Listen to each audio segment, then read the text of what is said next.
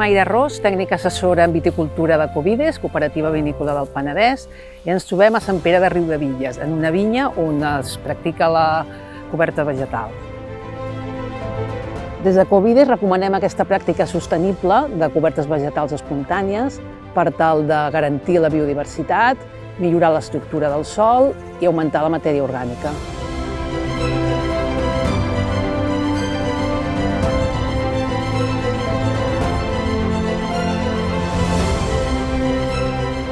Jo assessoro en producció integrada per millorar la fertilitat de les nostres terres i assegurar el manteniment del nostre entorn agrari.